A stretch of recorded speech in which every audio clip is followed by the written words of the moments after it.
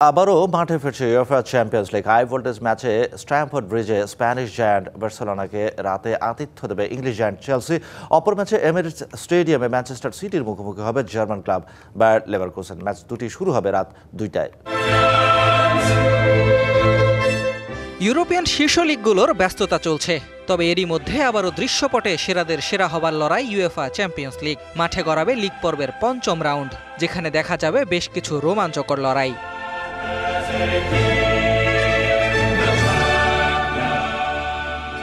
High voltage ম্যাচে Stamford ব্রিজে চেলসির মুখোমুখি হবে বার্সেলোনা। সাম্প্রতিক সময়টা ভালোই যাচ্ছে কাতালানদের। সব প্রতিযোগিতা মিলিয়ে শেষ 7 ম্যাচে মাত্র একটিতেই হেরেছে তারা।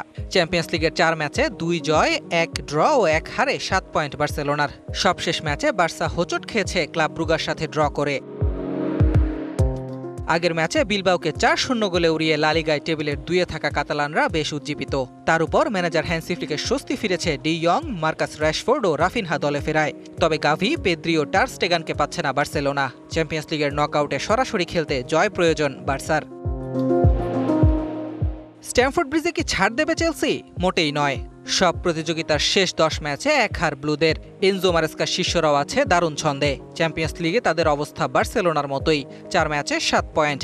তাই নকআউটে সরাসরি খেলতে একই সমীকরণ চেলসির সামনেও।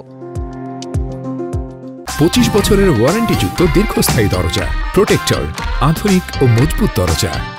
এদিকে চ্যাম্পিয়ন্স লিগে আগের ম্যাচটা কারাবাগের সাথে ড্র করেছে চেলসিও। তবে ইংলিশ প্রিমিয়ার লিগে টানা 2 জয়ে টেবিলের 2-এ আছে লন্ডনের জায়ান্টরা।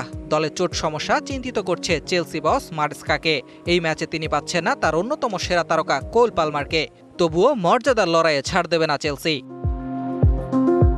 চ্যাম্পিয়ন্স লিগের নকআউট পর্ব অনেকটাই নিশ্চিত ম্যানচেস্টার সিটির। এখনো পর্যন্ত চ্যাম্পিয়ন্স লিগের চলতি আসরে অপরাজিত 4 দলের একটি ম্যান সিটি।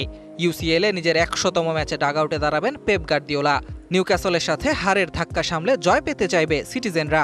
এই ম্যাচেও তাদের বড় ভরসা হবেন Erling Haaland. Ahmed Nahid, DBC news desk.